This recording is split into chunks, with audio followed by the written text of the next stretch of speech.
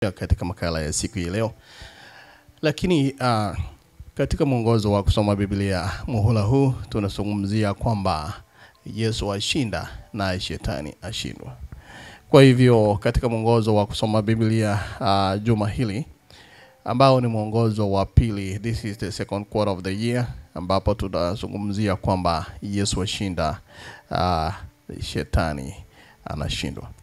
Na katika somo la kwanza ambalo tutasoma juma hili, ambalo tutasoma siku ya Ijumaa by the way, nataka kukupeleka katika kitabu cha Ufunuo 12 mstari wa 17. Nayo Biblia inasema kwamba joka akamkasirikia yule mwanamke, akaenda zake afanya vita juu ya wazao wake waliosalia, kisha wazishikao amri za Mungu na kuwa na ushuhuda wa Yesu, naye akasimama juu ya mchanga wa bahari.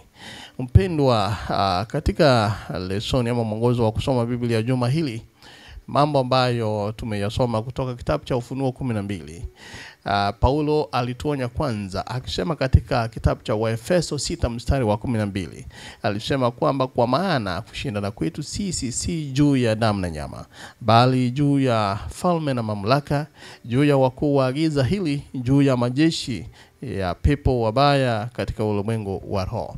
Kwa hivyo anapoyazungumzia haya Paulo, anapotuonya mapema, kitabu cha Ufunuo 12 inaeleza nguvu hizo ni za nani na ambazo zinashindana pamoja nasi. Pambano hili lilianza gani na litaisha namna gani? Litaishaje?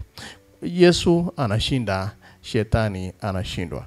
Kwa hivyo nataka kukukaribisha unapoendelea kusoma juma hili.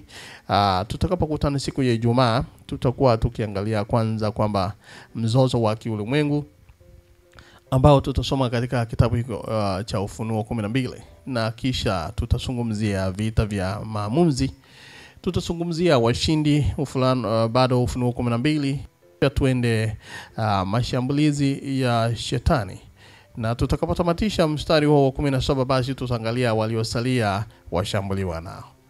Haya basi, endelea kutegea AGR Live, AGR News TV. Mimi ni Orina Ontiri kutoka Dallas Fort Worth area. Ubarikiwe na hadi hapo wakati mwingine.